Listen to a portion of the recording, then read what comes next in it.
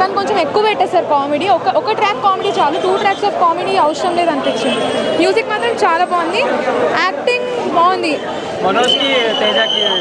మనోజ్ గారి యాక్టింగ్ అయితే చాలా బాగుంది. ఆయన వచ్చిన ప్రతిసారి బ్యాక్గ్రౌండ్ మ్యూజిక్ కానీ ఆయన గురించి చేసినంత చాలా బాగుంది.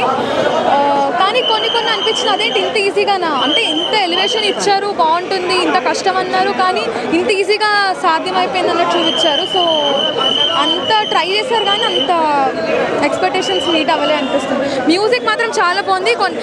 పాజిటివ్స్ ఏంటంటే గూస్ బంప్స్ వచ్చే సీన్స్ చాలా బాగున్నాయి, కానీ అది ఎప్పుడు వస్తుందా అని వెయిట్ చేయాల్సి వచ్చింది. అవి కూడా కొన్ని గూస్ బంప్స్ సీన్స్ చాలా ప్లేస్లో పెట్టారు అనిపించింది. అంటే గూస్ బంప్స్ వచ్చే సీన్స్ ఎక్కువ ప్లేస్లో పెట్టేశారు. సో దట్ మనకి ఆ సీన్ వచ్చిన ప్రతిసారి ఓకే ఇందాక కూడా వచ్చింది కదా ఇలాంటి సీన్, ఓకే చలో అన్నట్టుంది. అంటే ఇక్కడ అయిపోతుందా ఇంటర్వ్యూల్ వస్తుందా అనే టైంలో ఇంటర్వ్యూ రాలేదు. సో కొంచెం లాగ్ అనిపించింది, చాలా లాగ్. అంటే చాలా ట్రాక్స్, చాలా క్యారెక్టర్స్, కొంచెం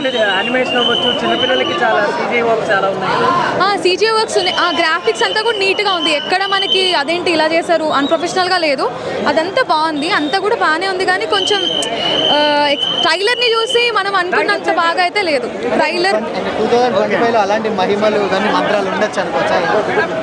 అంటే ఇలాంటి మూవీస్ వాళ్ళు తీసినప్పుడు మనం అది రియల్ లైఫ్కి రిలేట్ చేసుకోలేము, కానీ ఇంకా బాగుండొచ్చు మూవీ.